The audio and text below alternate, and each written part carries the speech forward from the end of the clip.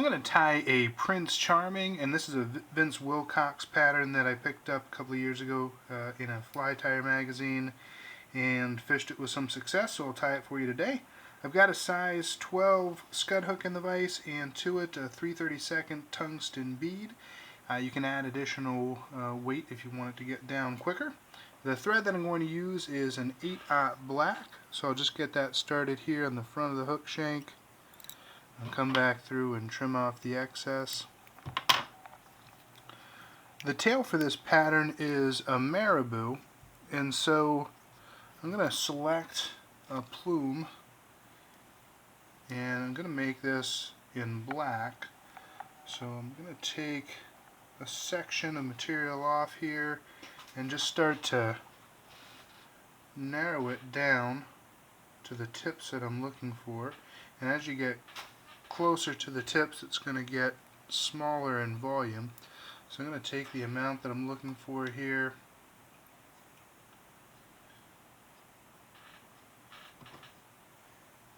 and measure it off the back. And if you have any tips that are uneven, I recommend just pulling them off as opposed to cutting them, just so it makes kind of a natural break as opposed to a sharp line of the scissor cut. So measure that out in the back, and I'll put a couple of wraps in, and then I'll trim off the excess and tie the remainder in. So I'll tie this straight down the back, and then I'll wrap it back up to about the midway point where I can tie in my rib.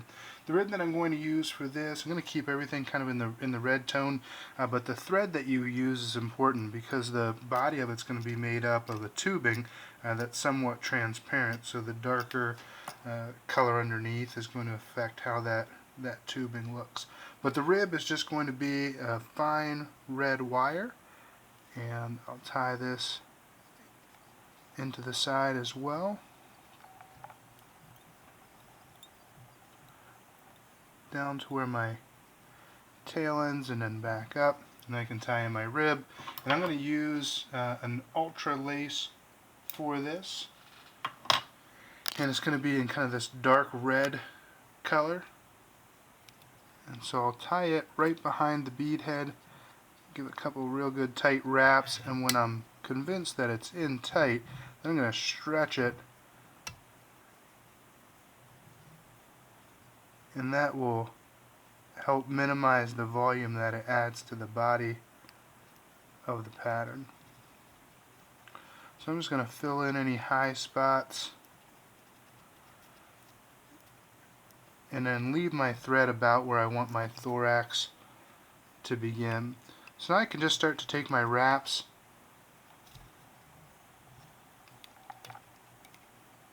all the way up through, and you'll notice how that black underneath really affects the red of the tubing.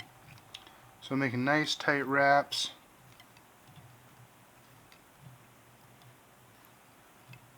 and I'll bring it up to the top and tie it off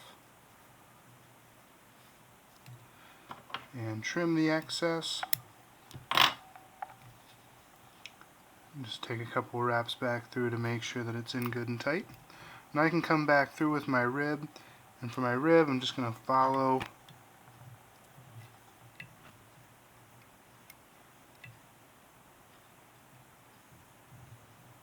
the ribbing, and I'm skipping every other one, so this is covering off on 2 turns of the body. If you want it more tightly segmented, you can just go 1 for 1. So I'll bring it up to the top and I'll break it off.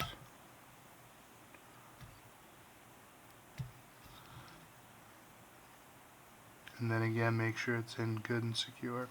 So now I can tie in the wings, and for this I'm going to use a goose biot. And when I do these, I always like to try to find a thicker section. So I'll take 2 of these off. I'll crisscross the tips, and then I'll tie these right into the back of this.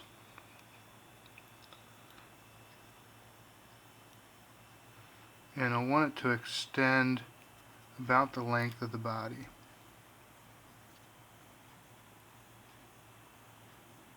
So you get an idea for measurement there. And then once they're in, I'll come back and trim off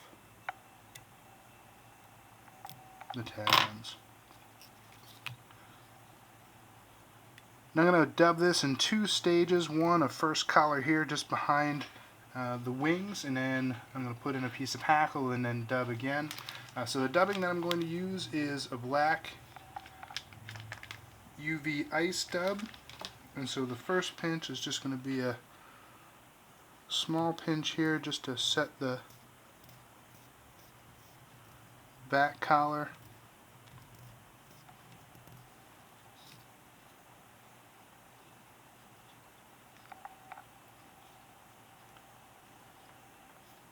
And now I can tie in my hackle, and the hackle that I'm going to use for this is a grizzly hackle. Although if you wanted to make it darker, you could add in a black collar. And so I've got my grizzly hackle here. I'm just cleaning away the stem. I'm going to cut off so I've got a nice tie-in point.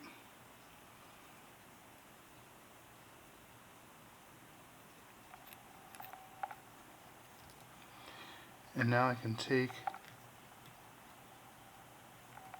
maybe 2 or 3 turns of it, and I'll tie it off, and then come back through and trim the excess. And now I can come back and dub again that second collar, so I'll go back to my black UV ice dub, take another pinch,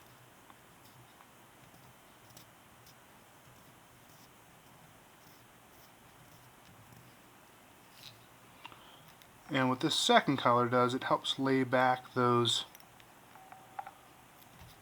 dry fly hackle fibers.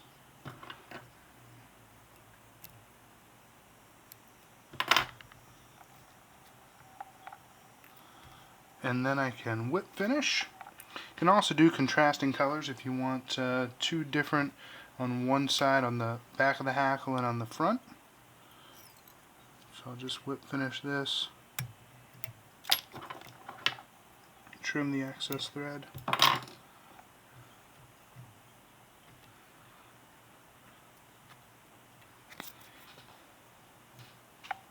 And I'll put a drop of head cement on here.